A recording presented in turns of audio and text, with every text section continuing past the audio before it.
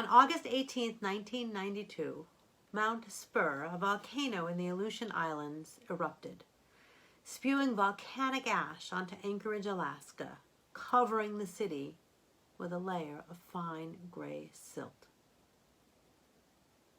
I was brought back to the memory of that volcanic eruption last night when one of my daughters came into my study while I was working on this sermon. She asked if she could touch the volcanic ash in the jar on the bookshelf. Of course, I said, realizing that I'd probably never opened that jar since I collected the ash in 1992. I was living in Anchorage at the time, completing the summer as the rabbinic intern at Congregation Beth Shalom, the Reformed congregation in Anchorage. My mom and sister, Grandma and Aunt Jackie to my daughter, had come to visit, and we were about to head to southeastern Alaska.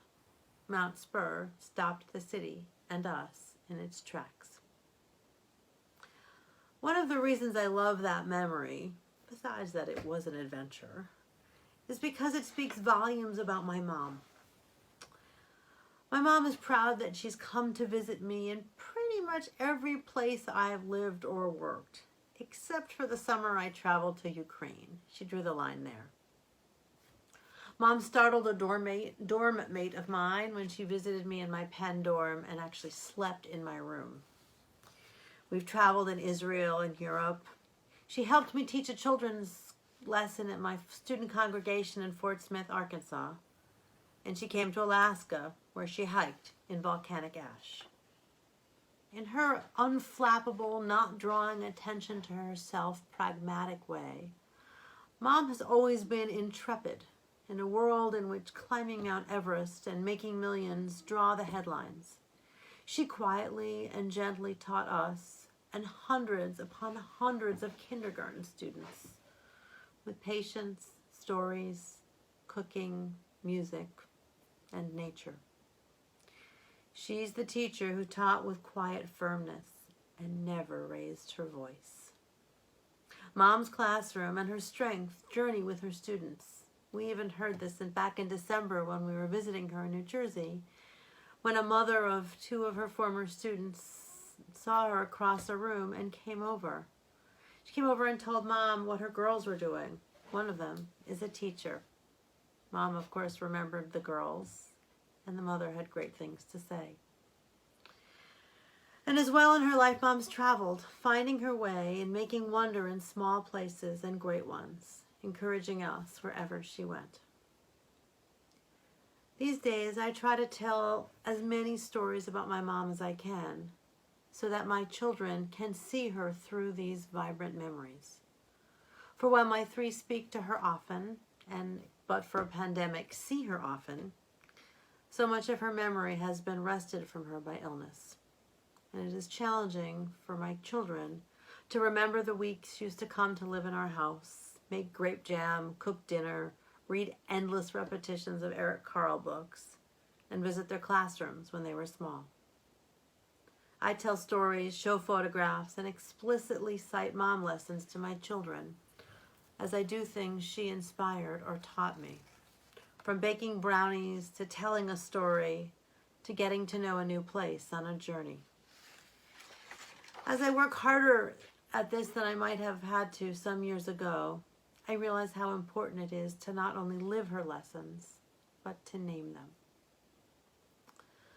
Believe it or not, the sermon writing distraction of volcanic ash last night actually meshed with the reading of the Torah portion I was doing at the time.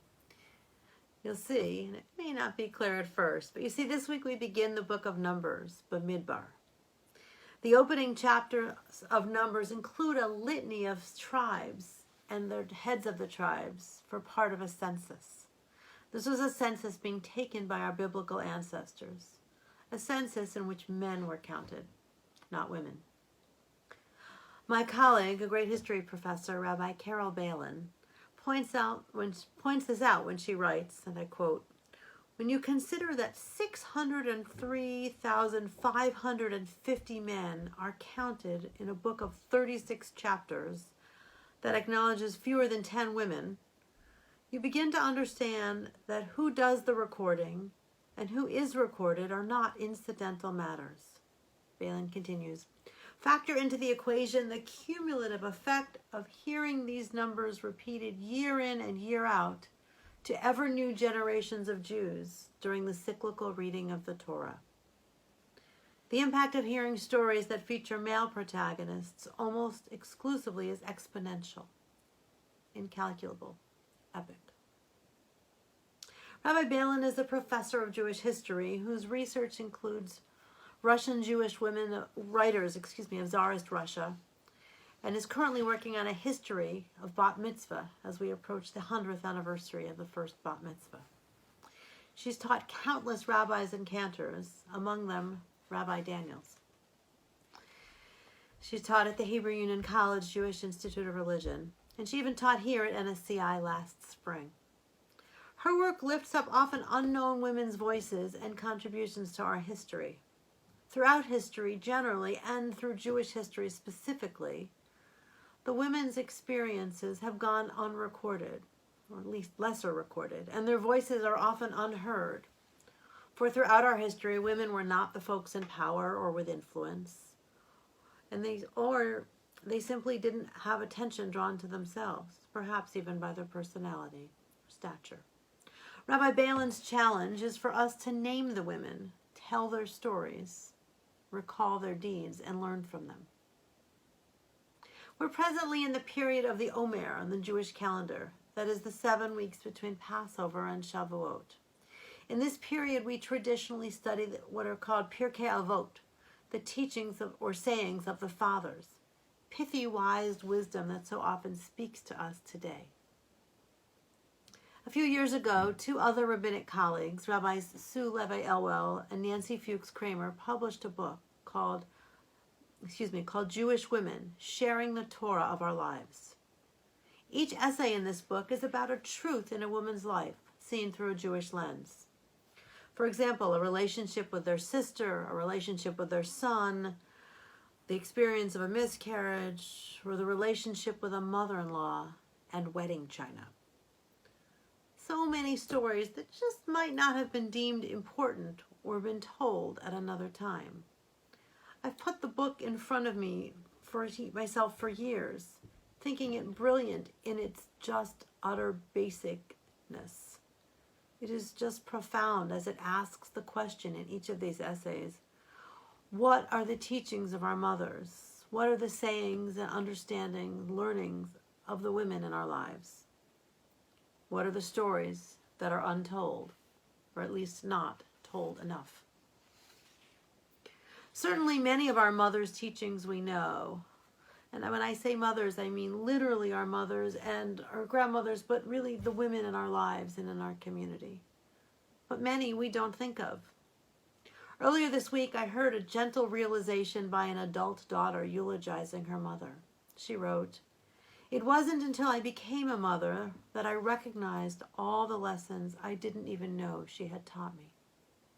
And last week, as I named and blessed a newborn baby, really cute baby, her mothers spoke about naming her to connect to the women who raised them. Many times we don't realize the lessons of the important women until catalyzing experiences hit us. Big ones like parenthood, death, career moves. But smaller moments remind us too. Perhaps moving into a new house and setting up a kitchen, picking clothing for an event, writing a letter with a certain pen, planning a trip, going to the library and choosing a book, giving charitably, even hanging pictures in your house. And then how about now as we live through a pandemic? There might be new things that we tackle, things that we didn't usually have time to give focus to or that we focus on more. Cooking a new recipe, setting a table for Passover, leading a Seder, reaching out with kindness in our community, or doing that age-old juggle of parenting, work, laundry, cooking, you name it. When we remember who taught us, when we remember the women who inspired us, who did this before us, do we name them? Do we say that the teachings are theirs? There's a lot around us these days about the United States Census and who is missed in the counting. That's a real issue. It's a true concern in our country as we worry about allocation of resources, education, and the safety net provided by our government. The biblical census is of a different sort and does not minimize the United States Census before us. It's just a different perspective. Looking at the biblical census also calls us to look at who is missed. So I invite you to think about who in your history is missed or less talked about. Look around the shelves in your house, your apartment, your room. Look around for your metaphorical jars of volcanic ash. What are the items that teach you, that inspire you to tell stories, especially those stories not often told? And as you look for those jars of ash and you consider those stories, tell them. Add to the teachings of Pirkei Avot, the teachings of our fathers. Speak to the teachings of Pirkei Imahot, the teachings of our mothers. Speak to the women who have influenced you. Repeat those teachings. Name those women. And this time around, let them count. Shabbat Shalom.